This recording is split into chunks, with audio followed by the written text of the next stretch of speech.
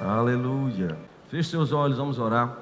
Pai, te rendemos graças em nome de Jesus pela tua unção, pela tua graça que é rica nas nossas vidas. Em nome de Jesus, declaramos uma noite sobrenatural nas nossas vidas, Pai. Eu creio em nome de Jesus que a tua unção de ensino vai fluir poderosamente nessa noite e nós não seremos encontrados os mesmos no final dessa ministração. Quantos podem dizer amém? Aleluia. Fui beber água agora, quase jogo no microfone. Bom, meu irmão, eu gostaria que você abrisse sua Bíblia em Mateus capítulo 28. Mateus capítulo 28. Eu tenho meditado a respeito de algumas coisas, meu querido, nos últimos dias.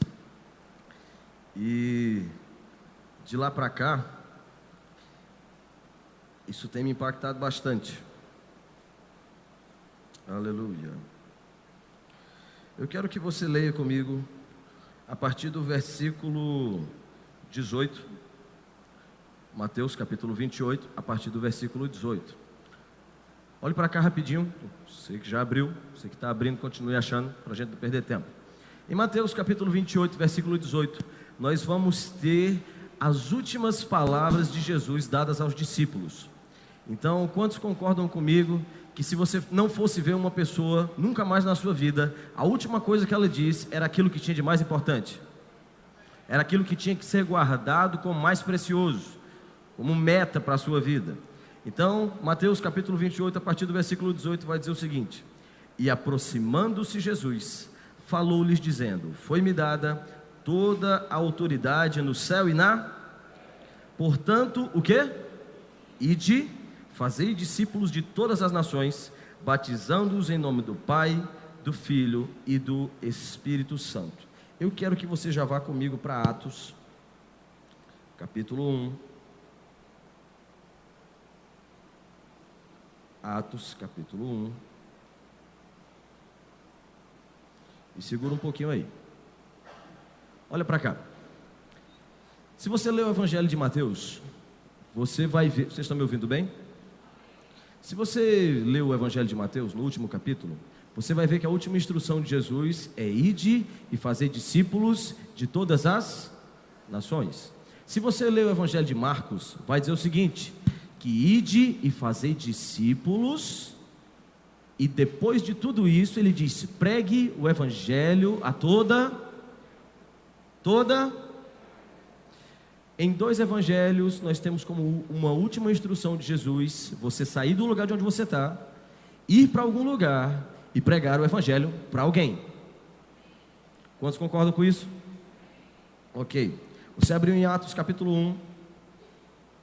Atos capítulo 1, a partir do versículo 4, o autor do livro de Atos vai dizer o seguinte: estando com eles, ordenou-lhes que não se ausentassem de Jerusalém, mas que esperassem a promessa do Pai, a qual disse ele: de mim ouvistes, porque na verdade João batizou em água, mas vós sereis batizados no... Diga mais alto, irmão. A única pessoa que está com essa voz charmosa só pode ser eu aqui. Você tem que falar em voz alta, já que eu não consigo. Então vamos lá, versículo 6. Aqueles, pois, que estavam reunidos perguntaram-lhe, dizendo: Senhor, é neste tempo que restaurarás o reino a Israel? Respondeu-lhes: a vós não vos compete saber os tempos ou as épocas que o Pai reservou à sua própria autoridade, mas recebereis poder ao descer sobre vós o Espírito Santo, e sereis minhas o quê? Testemunhas, tanto em Jerusalém, como em toda a Judeia e Samaria, e até os... Ok, irmãos, quis ler logo esses versículos com você, para lhe dar uma introdução aqui. Basicamente, a última instrução de Jesus é: saia de onde você está. Na verdade, para os discípulos foi: esperem em Jerusalém, até que do alto vocês sejam revestidos de poder, e quando o Espírito Santo descer sobre vós, vocês partem de onde estão, vão, se espalham por todo o mundo, alcançam Jerusalém, Judeia, Samaria e até os... Ok. Irmãos, nós temos 3 passagens onde Jesus está dizendo basicamente a mesma coisa, mas em todas elas você consegue tirar um suprassumo do que Jesus disse. Ele diz: depois que o Espírito Santo descer sobre vocês, se espalhem, Foi ou não foi isso que ele disse? Ele disse o quê? Se espalhem, preguem o evangelho a toda criatura. E eu vou lhe dar um pouco da introdução do que acontece em Atos. Jesus, ele é assunto aos céus, ele é levantado até os céus, o Espírito Santo desce, os discípulos e os cristãos recebem o Espírito Santo, ficam cheios do fogo. Só que logo depois disso, eu não sei quantos aqui já tiveram a oportunidade de ler o livro de Atos, mas se você ler a partir do capítulo 2, você vai descobrir que eles recebem o Espírito Santo, muitos se convertem, e eles se estabelecem em Jerusalém, e lá ficam.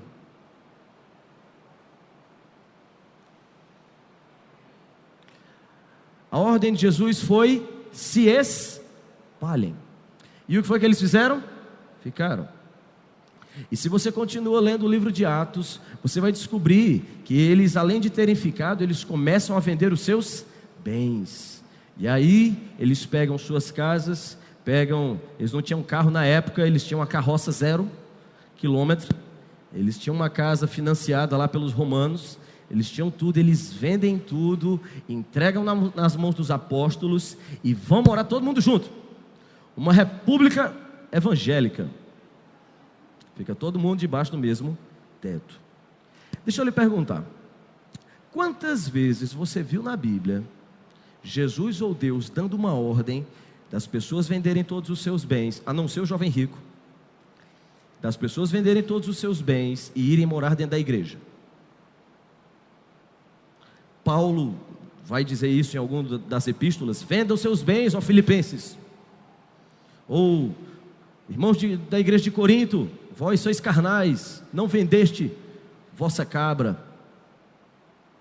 Não, toda a instrução que o apóstolo Paulo vai dar é: seja um bom cristão, tenha um bom procedimento, aonde quer que você esteja. Você vai entender onde eu quero chegar.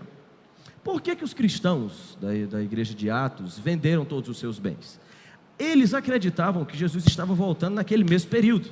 E eu lhe digo, se você soubesse que Jesus estava voltando amanhã, de que adiantava o seu carro? Sua casa? Sua carteira cheia? Sua conta do banco cheia ou vazia? Tanto faz. De que adiantava? Você concorda comigo que se você soubesse que Jesus estava voltando semana que vem, tudo viraria nada, perderia seu valor, perderia seu peso? Rapaz, quer saber de uma coisa? Dá para o pastor. É bom que ele termine a reforma antes da gente ser arrebatado. É ou não é? Mas o que foi que Jesus disse aos discípulos na hora que eles perguntaram: é neste tempo que você vai restaurar o reino a Israel? Jesus responde: não te compete saber nem épocas, nem dias de quando isso vai acontecer. Resumindo, mais ou menos Jesus disse: não é hora de se preocupar com quando eu vou voltar. Ele falou isso para eles. Ok? Você leu a Bíblia junto comigo? Eles: não vos compete saber isso. Não é o importante para vocês saber quando eu volto. Então, deixa eu lhe dizer, se não era importante saber quando Jesus voltava, e todo mundo pegou seus bens e vendeu porque Jesus estava voltando, você acha que eles entenderam? Ele disse: não se preocupe com isso. O que é que eles fizeram com os bens? Venderam porque Jesus estava voltando. Quantos estão aqui? Qual foi a ordem de Jesus para os discípulos, irmãos? Ele pediu para eles fazerem, ele mandou eles fazerem o quê? Se espalhar. Foi o que eles fizeram. E aí, quando você continua estudando a respeito da igreja de Atos, você vai ver que morar junto dá trabalho. Morar perto de irmão, ferro com ferro se afia. E aí, dentro dessa igreja maravilhosa, você vai ter até aquele caso famoso, aquele casal famosíssimo, Ananias e Safira, as celebridades do juízo de Deus, que venderam seus bens, disseram que tinham vendido por um valor, tinham vendido por outro, mentiram para o apóstolo Pedro, caíram duro, morreram. Mas onde eu quero chegar nisso com você, irmãos? Sabe, é um vício, é quase uma tendência cristã. Uma vez que a gente recebe ao Senhor, descobre que o mundo não presta, descobre que viver no pecado, debaixo da autoridade do diabo, era diabólico, não era bom. E aí você se converte, quer vir para a igreja, e aí às vezes a maior vontade que você tem é fazer o quê? Do mundo eu não quero saber de mais nada. Se você pudesse, em alguma altura da sua vida, se você realmente se converteu, em algum momento você pensou: se eu pudesse, eu morava na igreja. Se eu pudesse, eu queria ficar debaixo dessa unção aqui o tempo todo. Ou quando você tem aquele ministro que ensina muito bem, você gosta: se eu pudesse ouvir esse pastor o dia todinho. Mas pense comigo, a igreja de Atos, isso é o inimigo tentando me censurar. A igreja de Atos teve o mesmo sentimento que às vezes eu e você temos com relação ao mundo. Que qual é? Egocentrismo. Eu recebi, agora eu tenho, estou muito bem, me deixe quietinho, Jesus está voltando, tudo que eu quero é subir. É ou não é, irmão? Pensa comigo.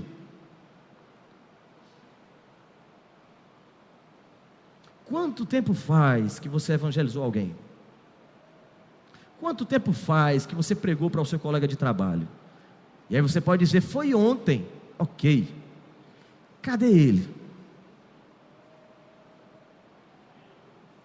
Quantos estão aqui? Sabe, irmãos, é uma forte tendência da nossa parte receber o evangelho, receber a palavra, vir para a igreja. A gente não vende os bens, mas gira em torno de nós mesmos. A gente fecha aqui um mundinho e aceita que no meio de 300 e poucas pessoas, 1, 2, 3 pessoas se convertam por mês. Você acha isso normal? Quantos estão aqui, irmãos? Você está me amando? Tá não, eu entendi a mensagem. Abra em Atos capítulo 8.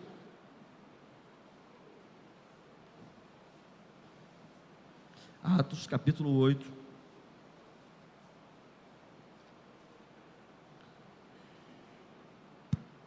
Eu estou sendo claro, irmãos?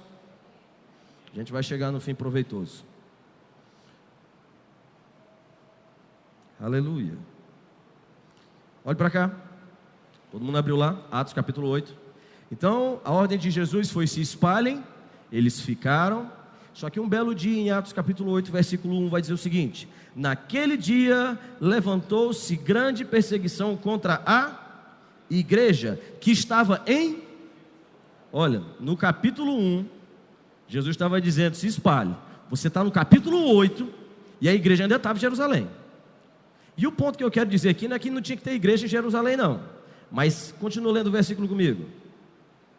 Em Jerusalém, e todos, exceto os apóstolos, foram dispersos pelas regiões da Judeia e da Samaria.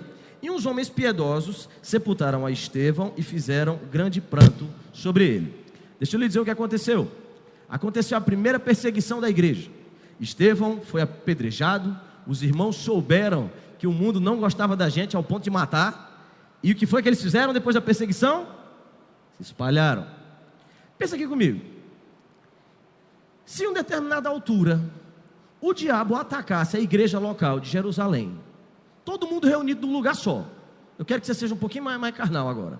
Todo mundo reunido num lugar só. E a perseguição de Roma viesse tão forte que matasse todos os cristãos daquela época. Quem sobraria para pegar a palavra para a gente aqui? Quem ia sobrar para pregar para a gente aqui?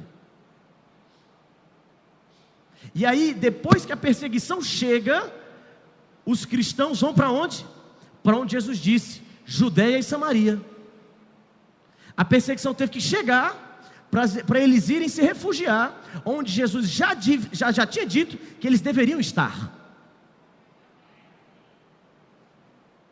Sabe o que é isso aqui, irmãos? Lembra quando a gente está dentro da igreja e acontece alguma coisa ruim com algum irmão nosso, parente nosso, e quando algo ruim acontece, a gente vai para o lugar que deveria estar. A gente espera a consequência chegar para entrar no que Deus já havia dito que você deveria fazer. Quantos estão aqui, irmãos? É ou não é assim, irmãos? Vamos ser sinceros aqui. Não sou melhor do que você, não. Eu estou levando a chicotada junto com você aqui. Jesus disse: se espalhem e preguem a palavra. Eles ficam. Perseguição começa, eles se espalham. E eu quero que você abra em Atos capítulo 11, versículo 19. Atos 11, capítulo 11, versículo 19. Vai dizer o seguinte: aqueles, pois, que foram dispersos pela tribulação, algumas versões vai dizer perseguição, suscitada por causa de Estevão, passaram até a Fenícia, Chipre e Antioquia, não anunciando a ninguém a palavra, senão somente aos judeus. Havia, porém, entre eles alguns de Chipre e Cirene, os quais, entrando em Antioquia, falaram também aos gregos, anunciando o Senhor Jesus. Agora lê comigo o versículo 21. E a mão do Senhor era com eles, e grande número creu e se converteu ao Senhor. Olha para cá, perseguição começa, as pessoas se espalham, uns vão para um lugar, outros vão para outro local, uns decidem não pregar o evangelho por medo da perseguição, outros decidem pregar o evangelho, decidem espalhar a palavra de Deus, e esses que decidem fazer isso, a Bíblia vai dizer que a mão do Senhor era com eles. Sabe por que muitas vezes a gente está crendo, com anseio de ver os sinais de Deus, e às vezes a gente não está vendo, porque você está querendo ver os sinais de Deus na sua vida, no lugar de promover esses sinais na vida de outro. Você está comigo, irmão? No lugar de você estar querendo promover salvação, vida, cura, milagres para outro, você está esperando para você. Mas eu lhe digo, no dia que você impôs a mão sobre alguém, essa pessoa for curada, duvido você não crer para a cura para a sua vida mais fácil. Porque através de você flui o poder de Deus. Você está comigo? Sabe, eu quero ser bem sincero com você. Nós somos numa igreja que nós valorizamos o ensino da palavra. Valorizamos mesmo. Porque nós cremos que aquele que é nascido de novo, ele precisa receber a palavra e o ensino e ser educado na verdade. Você está comigo? Mas, irmãos, se o evangelho que você recebe te deixa egocêntrico ao ponto de você não querer pregar para ninguém, você não está entendendo o evangelho que você está recebendo. Eu vou subir aqui só um pouquinho. Estou vendo, sou pequeno, não sei se você notou, alguns pescoços ficam meio assim. Irmãos, o evangelho que eu e você recebemos, ele não pode causar em nós um sentimento de egocentrismo, onde a gente só gira em torno de viver de crente para crente, e não de deixar a luz que há em nós, que é Jesus Cristo, brilhar para o mundo. Nós somos uma igreja que valoriza evangelismo. Nós temos missionários em que nós investimos. Mas deixa eu lhe dizer uma coisa, irmãos. O rema é uma ferramenta para que você seja um cristão mais aperfeiçoado. Mas um cristão mais aperfeiçoado prega a palavra para toda criatura. Se o evangelho que você recebe, irmãos, te faz esquecer de toda criatura, tem algo errado. E eu duvido muito que seja o evangelho. Somos nós. Porque a gente às vezes recebe a palavra e fica como os cristãos da igreja de Atos. Já recebi a palavra, Jesus está voltando, vou passar o resto da vida dentro da igreja, fico quietinho para não ter perseguição. E no dia que um se atreve a pregar no meio da rua, o que é que acontece com ele? Toma pedrada na cabeça. Aí o que é que os outros crentes fazem? Misericórdia. Está amarrado 3 vezes. Você está aqui? Abre Mateus capítulo 5, a partir do versículo 13.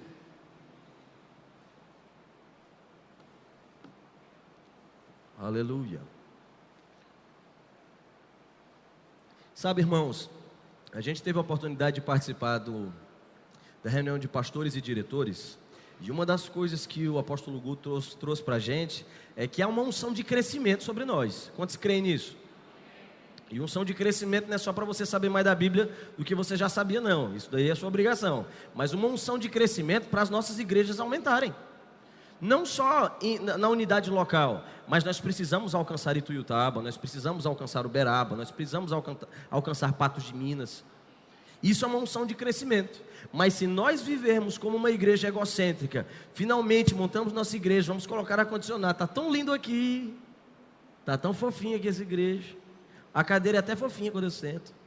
Se a gente tiver esse sentimento de que o evangelho se encerrou e você só realmente chegar no domingo à noite e receber a palavra, está errado. As pessoas que você pode alcançar, eu nunca vou conseguir.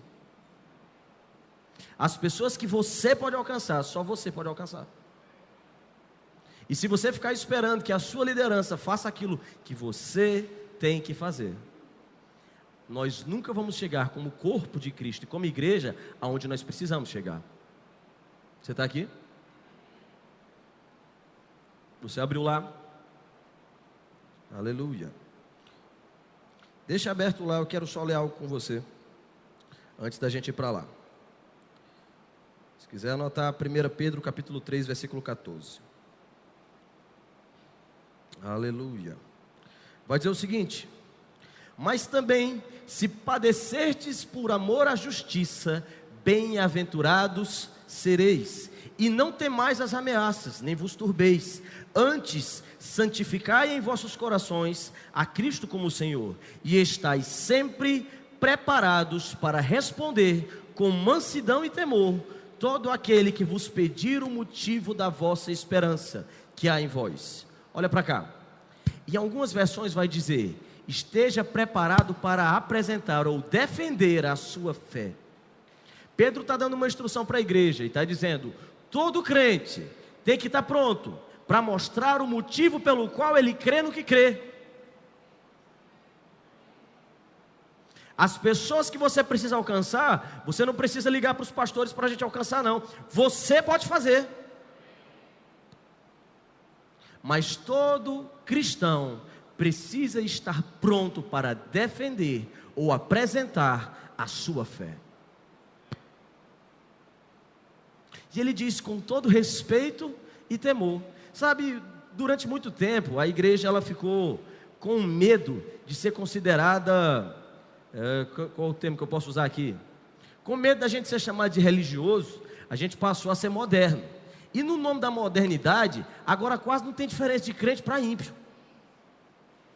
Os crentes gostam das mesmas coisas que os ímpios, os crentes fazem as mesmas coisas que os ímpios, e aí o ímpio olha para a nossa vida, e ele diz: para que eu preciso ter o que você tem, se a vida que você tem é igualzinha à minha, com a diferença que eu tenho domingo à noite livre. Sabe, irmãos, em uma determinada altura, Jesus está conversando não, né, que Jesus não conversava com os fariseus, né, era mais ele estava se degladiando com os fariseus. E em uma determinada altura, ele vira para os discípulos e dizem: se a vida de vocês, se a justiça de vocês não exceder a dos fariseus, vocês não entenderam o negócio. Sabe, irmão, sabe qual era a vida dos fariseus? Eles viviam, praticavam o evangelho segundo as leis, as doutrinas, eles oravam nas ruas e nas praças, eles viviam de se autopromover. Mas deixa eu lhe dizer que muito fariseu que acusou Jesus, ele tinha boa intenção. O apóstolo Paulo, você vai ver que ele tinha uma ótima intenção quando ele atacou Jesus. Ele só não sabia que estava atacando o mestre, mas ele tinha uma boa intenção. E Jesus vai dizer: se a sua doutrina, se a sua vida não exceder, se a vossa justiça não exceder, não for maior do que a dos fariseus, vocês não entenderam o negócio. E sabe, irmãos, no que consiste a gente viver uma vida superior à dos fariseus? Sabe, o evangelho, irmão, é dar o outro lado, é dar a outra face, é ser assaltado e você dar o máximo possível. Ele diz: se alguém te pedir uma túnica, dá também a capa. É o diabo tentar roubar a sua vida e você plantar mais ainda no reino de Deus. É alguém que você deveria devolver com uma outra ofensa, quando você é ofendido, e você devolve com misericórdia. E deixa eu abrir sua mente nessa noite, e eu creio em nome de Jesus que todo demônio que está travando gente com esse tipo de sofisma vai cair agora. Deixa eu lhe dizer uma coisa. Olhe, caridade, ações sociais, o Espiritismo tem. Você sabia disso? Sabia que perdoar outras pessoas, o budismo também prega? Você sabia que dar a vida pelo seu Deus, o Islã também prega? Sabe, irmãos, o cristianismo, ser santo significa ser separado. consagrado para alguém ou para algo. Então, muito cuidado, porque se a sua justiça não exceder a dos fariseus, onde você só faz boas obras, onde você perdoa porque tem que perdoar, mas no fundo, o seu coração gira em torno de si mesmo, você não entendeu a mensagem de Jesus. Qual foi o mandamento que Jesus disse para os discípulos? Qual foi o mandamento? Amarás o teu próximo como a... Deixa eu lhe dizer, quantos aqui creem no inferno? No inferno, que o inferno existe. Levante sua mão aí, vá. Se você não crê, você vai descobrir que essa igreja crê. Se você soubesse que a pessoa que está sentada do seu lado morresse agora e fosse para o inferno, você ficaria calado? Ficaria ou não, irmão? Você diria, pelo amor de Deus, acorde. Por quê? Você a ama. Mas eu lhe digo, todos os dias a gente vai para o trabalho, a gente vai para a escola, a gente vai para a faculdade, senta do lado de pessoas, cumprimenta pessoas, passa do lado do porteiro, passa do lado do padeiro, passa do lado de alguém. Acabou as opções aqui. Passa do lado desse tanto de gente. E se você soubesse que aquela pessoa está indo para o inferno, se você ama o outro como a você mesmo, duvido você ficar calado. Sabe qual a diferença do cristianismo para todas essas religiões que eu falei? O cristianismo, o ponto principal do cristianismo é o outro. O budismo é perdoe para você viver bem. O Islã é morra por Alá para você receber galardões. O kardecismo da mesma forma, o espiritismo da mesma forma. Mas no cristianismo é ame o outro como você ama a você mesmo. Não deixe ele para o inferno. Irmãos, nós cremos no inferno.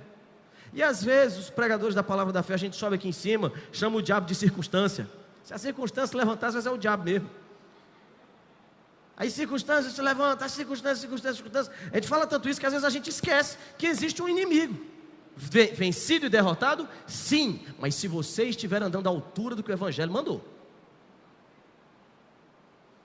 Sabe, irmãos, eu preciso que você acorde e entenda que a pessoa que está do seu lado, no trabalho, na escola, na faculdade, pode ser muito gente boa.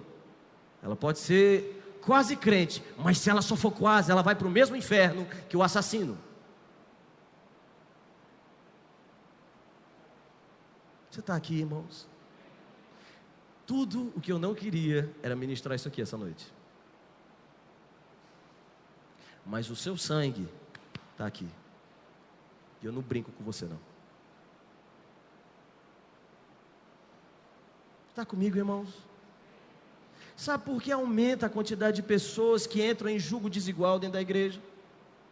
Namoram com pessoas que não são crentes, se casam com pessoas que não são crentes, porque não entenderam que de fato e verdade, por melhor que você seja, o que te salva não são as tuas boas obras, irmãos, o que te salva é a fé em Deus.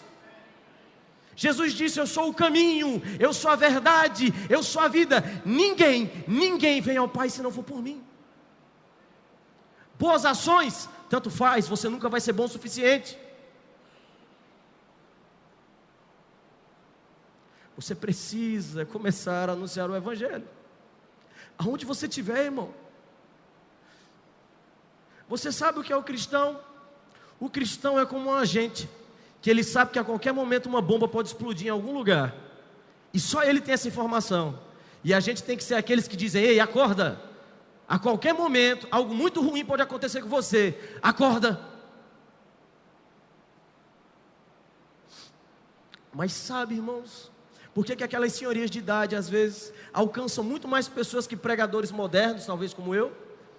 Porque às vezes, aqueles que nós chamamos de religiosos, que usam toda aquela vestimenta tradicional, que falam daquele jeito característico, eles têm uma vida diferente da de todo mundo. E é a vida que vai gritar, não é tua eloquência, não é tua modernidade. Irmãos, os usos e costumes da nossa igreja são tão simples. Nós não pregamos aqui tanto disso, tanto tradicionalismo. Mas deixa eu lhe dizer uma coisa. Você precisa viver uma vida que quando a pessoa bater o olho em você, ele diz: só pode ser crente.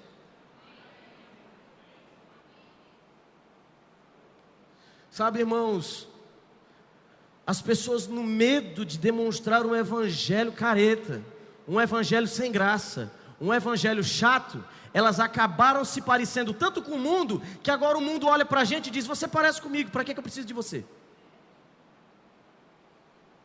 Você está aqui, irmãos. Eu tenho certeza que você está aqui. Estou salvando a vida de gente aqui. Se você viver uma vida tão parecida com o mundo, é tão moderno. Mas deixa eu te perguntar, essa receita aí de curte o que todo mundo curte, ouve o que todo mundo ouve, fala o que todo mundo fala, ri de todo tipo de piada, esse tipo de coisa aí, que é modernidade, para não mostrar que o cristão é careta, isso daí salvou quantos? Quantos se converteram por causa disso? Aí você pega uma senhorinha de idade, 70 anos de idade, saia lá no pé, cocôzinho na cabeça, mulher todo dia ganha uma alma para Deus, irmão. Deixa eu lhe perguntar, você não acha que a receita precisa mudar, não? O evangelho não é para a gente ficar todo mundo reunido aqui, vender os nossos bens, reformarmos. Essa igreja vai ser reformada, não estou criticando isso não. Mas, irmãos, o foco do evangelho são pessoas.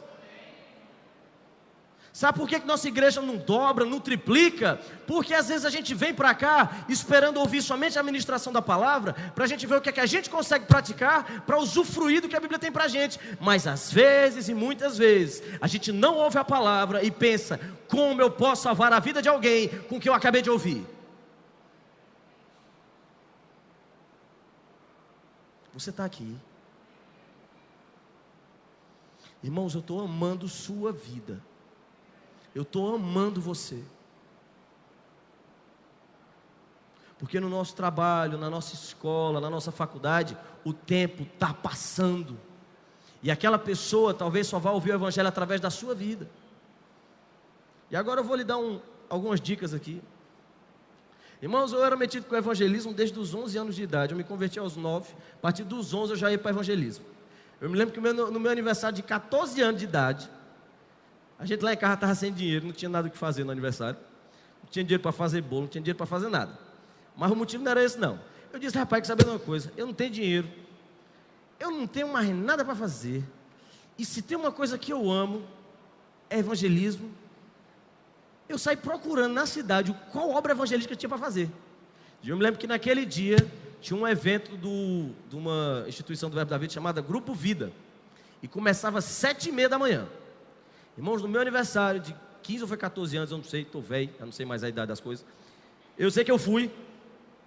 E eu passei de 7h30 da manhã até 10h30 da noite, evangelizando e pregando o evangelho. E sabe de uma coisa, irmãos? Naquele dia eu ganhei 2 pessoas para o Senhor. Se você me perguntar o nome dessas pessoas, eu não tenho a mínima ideia quem é. Eu estou velho mesmo. Mas não há aniversário com maior sentimento de satisfação na minha vida do que aquele. Porque o alvo da minha vida e da sua tem que ser anunciar a salvação que você de graça recebeu. E aí eu me lembro que novinho, a partir dos 11 eu já era metido com o evangelismo. Mas eu não sabia como pregar para os outros, então eu dava motivo para a pessoa puxar assunto ou perguntar se eu era crente. E eu me lembro que qualquer coisa que a pessoa falava, eu dava um glória a Deus. A pessoa dizia, eu digo: tem pão? Ela disse: tem. Eu: glória a Deus. Aí disse: oh, tudo bom, tudo bom? Quanto é isso aqui? É tanto. Tá barato, né? Tá, glória a Deus. E a alguma altura alguém sempre me perguntava: você é crente? Eu digo: não é que eu sou? Eu me lembro de um testemunho de um irmão, que ele era eletricista. Toda a vida ele colocava uma Bíblia dentro da caixa de ferramenta dele. Toda a vida que ele chegava num comércio, ele abria a caixa de ferramenta, botava primeiro a Bíblia para fora, e aí depois ia ajeitar as coisas, só para ver se algum dia alguém perguntava: você é crente? Aí ele dizia: não é que eu sou? Sabe, irmãos, sabe qual é o nosso problema? Às vezes a gente, no medo de ser invasivo com relação à vida das pessoas e respeitar o livre-arbítrio, às vezes a gente está querendo quase que a pessoa chegue do nada na nossa frente e diga: rapaz, deu vontade de aceitar Jesus? Tu é crente? Tu me prega para mim? Eu não é assim, irmãos. Você tem que aprender a pegar as dicas do negócio. É com a salvação e a vida eterna daquela pessoa que você está mexendo. Eu me lembro que eu trabalhava numa empresa, era eu e mais dois, e um deles era coreano, japonês, ele tinha o olho puxado. Não sei, não tenho obrigação de saber a nacionalidade dele, é tudo igual. Mas eu me lembro que em uma determinada altura o rapaz chegou para mim e disse, ele sabia que eu era crente, porque tudo meu era falar glória a Deus. E aí em um determinado momento ele virou para mim e disse assim, ô cara, eu disse, fala cara. Ele disse, eu estou assistindo uma série. Eu digo, parabéns. Aí ele foi dizer assim, o nome dela é Sobrenatural. Eu, glória a Deus. Aí eu disse, o que é que tem? Ele disse, não, deixa eu te perguntar, irmão, até hoje eu não sei qual foi a pergunta que ele fez. Ele fez alguma pergunta lá, negócio de anjo, de demônio. Eu sei que nessa série aparece um bocado de capeta e anjo. E ele me perguntou, a Bíblia é assim mesmo? Irmãos, a pergunta dele era sobre uma série. Quando ele perguntou, Deus, demônio, era assim mesmo? Meu zóio brilhou. Eu digo, é a próxima vítima. Eu olhei para ele e disse assim, deixa eu te dizer, tu sabe por que tu está perguntando esse negócio da série? Sobre Deus, sobre o diabo? Sabe o que é? É porque tu está procurando Deus e não sabe onde achar. E até numa série, tu está com sede de Deus. E tu olha para a série e diz, será que é assim mesmo? Deixa eu te dizer, o Senhor é isso aqui, é isso aqui, é isso aqui, é isso aqui. Preguei o evangelho para o cara se converteu no dia. Irmãos, nem tudo para você pregar para alguém vai começar com um anjo aparecendo para você que nem Cornélio e diz, ei, vai aparecer alguém na tua porta, prega o evangelho. Não, irmãos, é na simplicidade. Se você soubesse que a pessoa que está passando por você vai bater o carro daqui um dia, e talvez ela não sobreviva, o que você faria? Você não pregaria o evangelho? Deixa eu lhe dizer, muito pior do que um acidente físico é o que vai acontecer com a vida espiritual daquela pessoa se ela morrer sem Deus. Se o evangelho e o nível da revelação que a gente recebe, irmãos, não nos leva a querer pregar o evangelho para aquele que não tem, a gente não entendeu. Você está aqui? Irmãos, pense comigo. Se você saísse hoje, ou fosse amanhã no seu trabalho, pense quantas pessoas você passa todo dia, você conversa todo dia. E agora me diga com convicção, quantos você sabe que são crentes?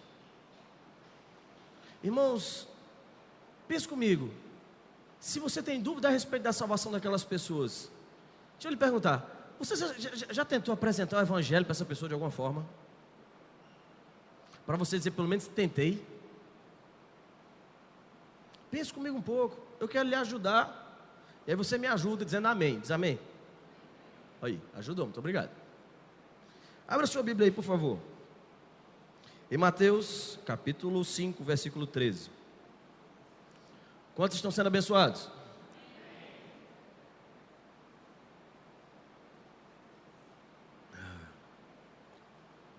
Aleluia. Mateus, capítulo 5, versículo 13. Você abriu lá? Mateus. Pedi para você abrir, não abrir. Vai dizer o seguinte: vós sois o sal da... Mas se o sal se tornar insípido, com que há de se restaurar o sabor? Para nada mais presta, senão para ser lançado fora e ser pisado pelos homens. Olha para cá rapidinho. Irmãos, há 4.000 anos, o sal é utilizado para conservar alimentos. Em uma determinada altura da história, o sal ele era utilizado até como moeda de troca. E é por isso que a gente recebe o salário, porque era um tipo de moeda. O sal, ele conserva. Eu não sei se você já ouviu, mas quantos já ouviram que crente é conservador?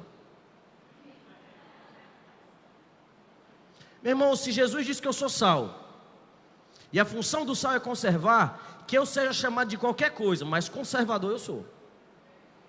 É minha função. É minha função manter os valores de Deus na terra, conservando. Se o sal conserva a carne, irmãos, nós vamos conservar a nossa sociedade. Porque pelo meio natural, a sociedade se estragaria, mas com o sal da terra envolvido, nosso bairro não se perde, nossa cidade não se perde. Sabe por quê? Eu quero que você diga: eu sou conservador. Deixa eu lhe dizer, cuidado com modernidade, você é conservador. Você foi chamado para conservar os ideais morais e sobrenaturais de Deus na terra. Então, se o mundo usa um determinado tipo de roupa, você é conservador, você não usa, você mantém o padrão. Se o mundo fala qualquer tipo de piada, você não fala, você é sal da terra, você conserva, você é conservador. Quantos estão aqui? Sabe, irmãos, são essas coisas que vão ganhar o mundo. Nas coisas que nós decidimos nos conservar a nós e aos outros. Sabe para que serve o politicamente correto? Querer agradar a todo mundo, querer agradar tudo e a todos, só serve para uma coisa: para você ficar parecido com o mundo, para mais nada. Porque o Evangelho nunca agradará a todos. O Evangelho é para todos. É diferente. O Evangelho vai dizer: eu não concordo com o seu estilo de vida, mas eu te amo, mesmo que você me odeie por ter dito isso. Isso é Bíblia. O Evangelho é dizer: eu te amo, mesmo que você jogue pedras em mim. O Evangelho é estar pendurado numa cruz, com as mãos transpassadas e os pés, e dizer: perdoa eles, Pai, eles não sabem o que fazem, mas você não muda quem você é, porque você é sal da terra.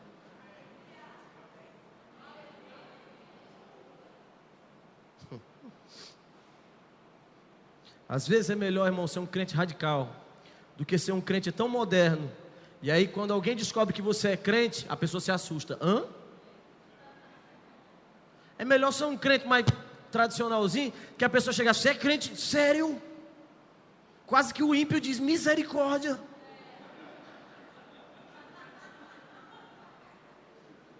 Você sabia que tem gente que é assim? É tão moderno, tão diferente, tão descolado, que se algum dia o ímpio descobrir que ele é crente, ele diz: você já ouviu falar de Jesus? Sério mesmo? Tem nada a ver com você.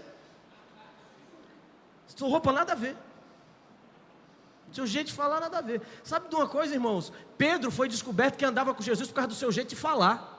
Crente tem um jeito de falar, irmão. Crente não ri de piada imoral não, irmão. Crente não fala piada imoral não, irmão. Crente não fala palavrão não, irmão. E se alguém falar perto dele, ele é conservador. Ele vai dizer: eu não gosto desse tipo de coisa não, meu querido. Ele vai conservar. Aleluia. Abre Romanos, capítulo 10, versículo 13.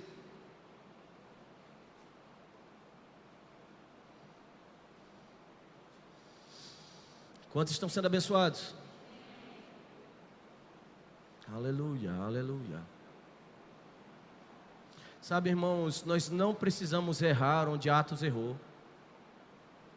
Sabe quantos cristãos existem hoje em Jerusalém? Sabe quantos cristãos existem hoje lá? 2%. 2% de Israel é cristã. Imagine se aquele povo não tivesse saído de lá. Quantos cristãos tem na terra hoje?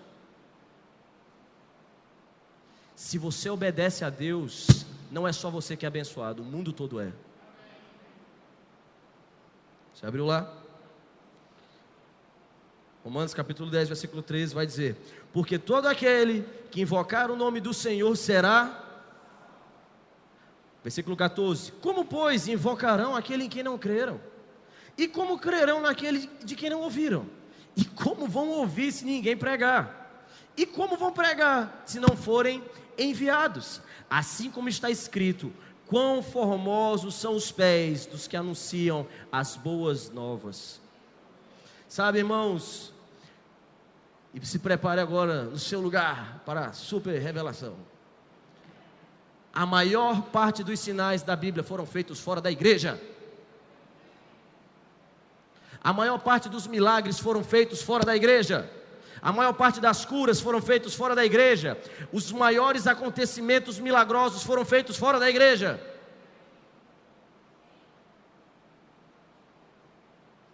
Dá uma raivinha nessa hora, né? Eu vim todo domingo, se eu soubesse disso.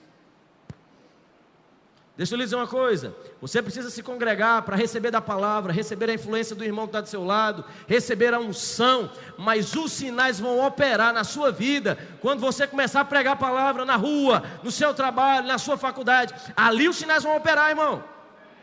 Mas crente parece que só quer viver de pregar para crente. Crente, o ministério de crente é pregar para crente. Não, irmãos, o evangelho que você recebeu é para a salvação do perdido.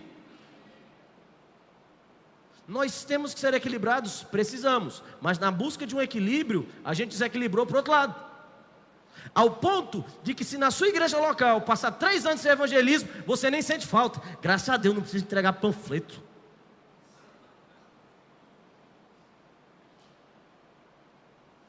Acorda! Quando as nossas obras forem passadas pelo fogo diante de Deus, quantas vidas salvas você vai apresentar? Ou você vai apresentar o seu dízimo? É uma boa obra? É, irmãos. Mas sinceramente, o mais importante do evangelho são vidas. Você tem que acordar de manhã pensando quem você vai salvar. Tem gente que é desequilibrado.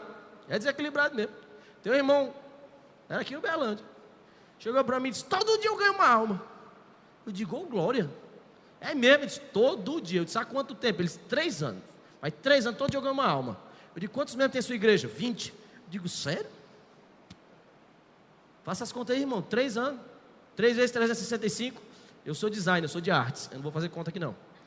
Então, você viu? E aí o cara tem uma igreja com 20 membros.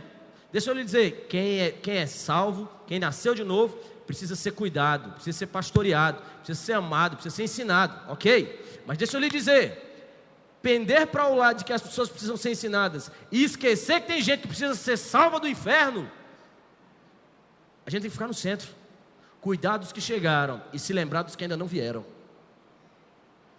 Do lado de lá dessa parede, tem gente precisando de você. Você está aqui. Irmãos, é tão fácil a gente ser egocêntrico, viver do evangelho da igreja para dentro. Mas Deus, Jesus desde o início disse: ide, vá, faça alguma coisa. Eu vou lhe dizer, cadê os missionários da nossa igreja? Gente que se agarra com a bandeira e diz: eu vou para esse lugar.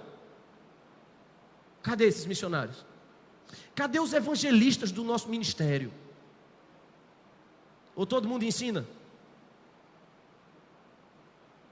Deixa eu lhe dizer, Deus vai começar a acordar gente aqui nesse chamado. Deus vai começar a acordar evangelista dentro dessa igreja. Deus vai pegar você de madrugada, você vai se pegar chorando pela vida de alguém. Aí a igreja, às vezes a gente faz tão pouco, irmão, que a pessoa evangeliza para 2 pessoas e diz: teu chamado é evangelístico, só pode. 2 pessoas. Deixa eu lhe dizer, eu quero chegar no céu e dizer: eu não sei quantas pessoas eu ganhei para o Senhor. Eu quero perder a estatística. Essa palavra ficou estranha para falar, estatística. Você está aqui, irmãos? Sabe por que a gente, sabe o que denuncia às vezes a nossa falta de zelo com relação ao novo nascimento? Quando alguém se converte e vem aqui na frente, irmãos, qual tem que ser a sua reação? Alguém que ia para o inferno, ia morrer, acabou de se salvar, não vai mais, a eternidade dele foi mudada por conta do evangelho, mesmo que seja só um. Você está aqui. Jesus Cristo morreu para perdoar os nossos pecados, e o mundo precisa descobrir disso. O mundo precisa descobrir isso. O mundo acha que nós somos cristãos, que os odeiam, que se acham melhor do que eles, quando na verdade nem a gente pensa isso, mas o nosso estilo de vida denuncia essa sensação, causa essa sensação. Você está aqui? Eu vou lhe dar só alguns pontos, rapidinho. Eu quero que você ore, irmãos, por estratégias de como alcançar as pessoas do seu trabalho. Você não precisa saber tudo não, Mas vai que a pessoa chega para você e diz que estava assistindo uma série chamada Sobrenatural. Aí você diz, glória a Deus. Eu quero que você comece a orar. Coloca Deus é fiel mesmo no cartãozinho de visita, assim, ó, Deus é fiel. Você é crente? É? Sou, rapaz, tu acredita? Faz 10 anos. Nem todo crente, irmãos, para ganhar a vida de alguém, precisa de um testemunho sobrenatural, não. Conta que tu mentiu e parou de mentir. Conta que tu não gostava de... Tu era avarento e parou de ser. Conta testemunho simples, as pessoas vão se identificar. Não precisa dizer, chegar lá, não, porque eu estava em casa. Não, eu estava andando num cavalo, aí caí, fiquei cego. Aí a pessoa foi lá, orou por mim, agora eu vejo. Converti assim. Não, irmão. Nem todo mundo será igual ao apóstolo Paulo. Até porque eu não quero levar uma queda de um cavalo. Não, nem tinha cavalo na história, né? Ah, gente, acabaram com o meu mundo quando tiraram esse cavalo da história. Leve a pessoa a pensar, irmãos. Deixa eu lhe dizer um negócio aqui. Estava conversando com um caba e ele cria na teoria do Big Bang. Eu digo, você crê? Creio. Eu digo, que coisa boa. Não, eu não creio não. Parabéns para você. Deixa eu lhe dizer, sabe o que é que eu acho a teoria do Big Bang? Olha a simplicidade do negócio. Para mim, você crê que o homem veio do animal e evoluiu, que nem um Pokémon, chegou onde chegou? Para mim crer nisso, meu filho, é a mesma coisa de eu crer que tinha 4 ruas assim. Não estava vindo um caminhão de farinha, não estava vindo um caminhão de ovo, não estava vindo um caminhão de açúcar e no outro de fermento. Os 4 caminhões se bateram, voou tudo para cima, se misturou e caiu um bolo feito. É a mesma coisa que você vir dizer que o mundo explodiu e a gente virou o que virou. Você está aqui? Uma besteira dessa, irmão. Pô, não convenceu o rapaz? Ele disse, não é que é mesmo, cara? Não faz sentido. Se você quiser pegar um mais intelectual, chegou, não, rapaz, mas... Aí ele acaba sobe um pouquinho o nível do negócio, de bora subir, bora subir. Disse, vamos lá, você crê no Big Bang? Creio. A ciência vai dizer que espaço, a matéria e o tempo foram criados na explosão do Big Bang, né? Ele disse, é. Eu disse, então o que criou o Big Bang tem que ser não espacial, não temporal e não material, é? É. Eu disse, ok, vamos lá. A Bíblia vai dizer que Deus não está no nosso tempo. Ele não é do nosso tempo, ele é atemporal. A Bíblia vai dizer que você não pode tocá-lo, ele não é material. E a Bíblia vai dizer que ele não está nessa dimensão, ele não é do plano espacial que você compreende. Deixa eu lhe dizer algo. Olha para cá, olha para cá, olha para cá. Se a ciência diz que espaço, a matéria e o tempo foram criados nesse momento, então quem criou tudo isso só poderia ser uma pessoa que não estava inclusa em nenhuma das 3 funções: Deus. E a pessoa para um pouquinho, pensa um pouquinho. Pode ser até que no momento, irmão, você não ganha ninguém para o Senhor com argumento, não. Você ganha as pessoas para o Senhor quando o Espírito Santo os convence. Mas quando você está preparado para defender a sua fé, as pessoas dizem, ele é cristão, mas não é um tolo. Você vai ganhar pessoas para o Senhor através da política. Você vai ganhar pessoas para o Senhor através do...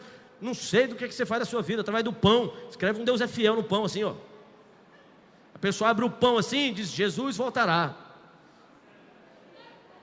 Estou dando ideia para você aqui, você reclamando. Use a Bíblia, irmão. Tem situações que você não vai precisar falar demais, não. Diga o que Jesus fez por ela. Diga que Jesus morreu na cruz. Quanto tempo faz que a gente não fala a respeito do sacrifício de Jesus aqui? Que Ele sangrou numa cruz por você, que Ele morreu pelos seus pecados. Isso é poderoso, irmão. Você não precisa fazer uma firula maior para ganhar as pessoas, não. Use isso. E dentro dela ela vai saber que é verdade, que o Espírito Santo vai a convencer. Amém? Seja claro, seja simples na hora de evangelizar as pessoas. Fale a verdade. Não fique achando que a pessoa é burra demais ou inteligente demais, não. Diga, não, se eu falar mesmo o que a Bíblia diz, ele não vai entender nada. Quem disse? Pregue o que a Bíblia diz. Seja simples. E, se necessário, use a igreja local. Traga a pessoa para um culto. Arraste ela. Não, pastor, é porque eu não vou para a igreja hoje. Eu vou até subir para fazer isso aqui. Não, pastor, é que eu não vou para a igreja hoje, que meus parentes tudo vem aqui para casa. Traz para a igreja. Traz para a igreja teus parentes tudo. Aí você diz assim, meu parente tão lindo, tão fofinho, você chegou na hora do culto. Vai ter que ir assistir culto. Arrasta para a igreja. Ou a palavra que você está recebendo aqui é motivo de vergonha para você? Não é motivo de vergonha, não? Então arrasta para cá. Ninguém mandou chegar na hora do culto. Chegou porque quis. Você está comigo? Aleluia. Irmãos, eu quero que você grave algo no seu coração. Você foi chamado, irmãos, para brilhar a luz de Deus aonde você estiver. Se você estiver na sua faculdade, dê motivos para as pessoas descobrirem que você é crente. Se elas estão se confundindo entre você e elas, você está parecido demais com elas. Elas têm que algo em você tem que denunciar que Deus está dentro de você. É Deus que está dentro de você, irmão. É o Espírito Santo de Deus que habita em você. Tem que ter algo diferente. Alguma coisa que a pessoa olha e diga: esse cara não é normal não. Do nada ele sabia que eu estava mal, e eu estava contando piada. Estava aqui rindo, brincando, o cara chegou e disse: você está bem? Isso não é coisa de profeta não, isso é coisa de crente. Evangelizar não é coisa de evangelista não, também. Mas é coisa de crente principalmente. Deixe a luz de Deus brilhar através da sua vida. E essa igreja vai ficar pequena em meses. E aí a gente vai ter que abrir outra congregação. E abrir outra congregação. E abrir outra congregação. E se aquela pessoa que se converteu você nunca mais vê, que ela vá se congregar em algum lugar e receber a palavra de Deus lá. Mas que alguém seja ganho através da tua vida. Os milagres de Deus se manifestarão na sua vida quando você sair dessas 4 paredes aqui. Curas através da sua vida, sinais através da sua vida.